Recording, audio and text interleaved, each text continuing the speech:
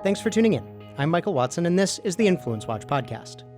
In this episode, the activist arm of the judicial left prepares an all-out attack on a core American political norm, a left-wing billionaire pledges $500 million to support environmentalist campaigns against coal and natural gas, and the trade war heats up, with possible Chinese retaliation in products over which they have a near monopoly. Since the confirmation of Justice Brett Kavanaugh to the U.S. Supreme Court, liberals have brought back an idea thought dead when President Franklin Roosevelt dropped it in the late 1930s: court packing, or adding extra members to the Supreme Court to secure a naked partisan advantage.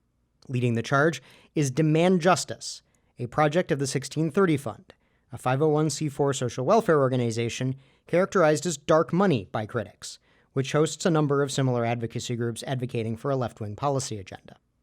Recall further that 1630 Fund is a project of Arabella Advisors, a left-of-center philanthropic consultancy responsible for a network of over 340 of these pop-up activist projects and groups.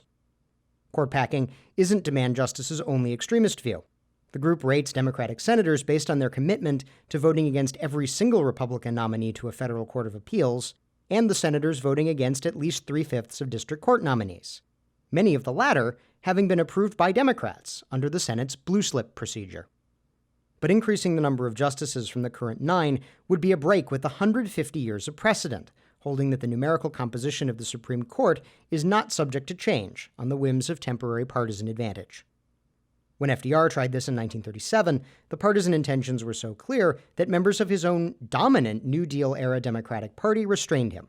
And while it did not cost his party its dominant majorities in the Congress, Republican gains in the 1938 elections placed the balance of power in the House in the hands of populist Southern Democrats, who were opposed to increasing FDR's power further.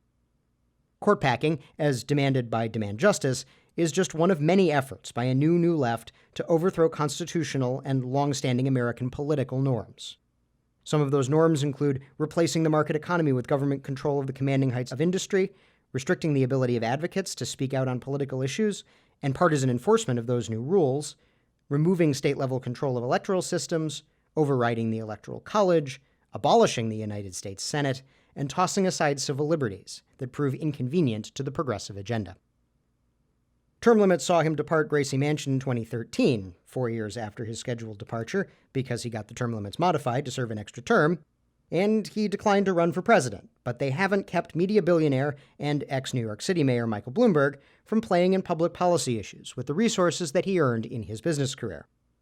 His latest bid from the noticed activist for gun control, environmentalism, and nanny state initiatives is a $500 million pledge to, quote, help eliminate coal by focusing on state and local governments, in the words of the New York Times.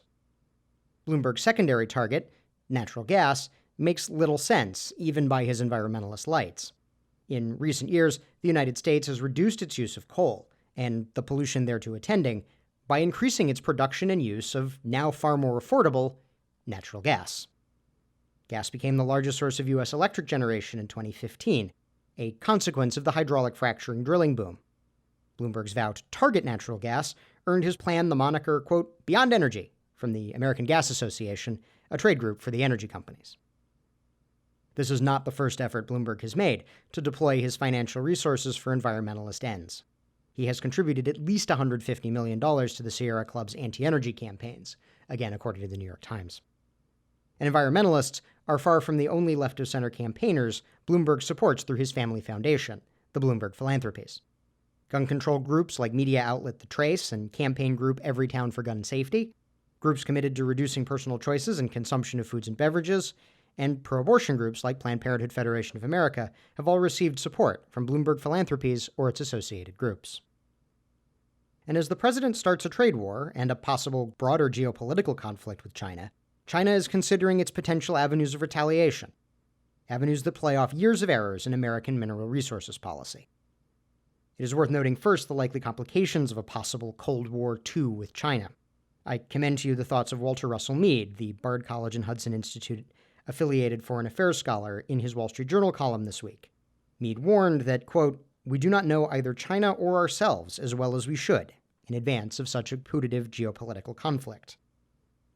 But as the administration proposes jacking up tariffs on Chinese products, one avenue of retaliation available to the Chinese government is a potential embargo on rare earth metals. Rare earth metals, the name is something of a misnomer as some are not particularly rare compared to other metals, are important in the manufacture of electronic components, electric motors for cars, and other industrial products. The United States once produced large quantities of rare earth metals. That is no longer the case because of regulations promulgated by the International Atomic Energy Agency and U.S. Nuclear Regulatory Commission.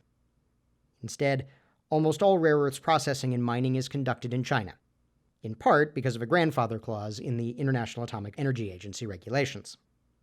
China has used its de facto rare earths monopoly as a minor geopolitical weapon before. In 2010, it placed Japan under an unofficial embargo on rare earths exports, temporarily crippling the country's electronics industries. If you want to learn more about rare earths, China's position in the industry, and efforts to restore American production of these metals, see the series America's Rare Earth Ultimatum by Ned Mamela at capitalresearch.org. That's our show for this week. If you're listening to this on YouTube, we encourage you to subscribe on iTunes or Stitcher. And if you have subscribed, thank you, and please leave us a 5-star rating. We'll see you next week.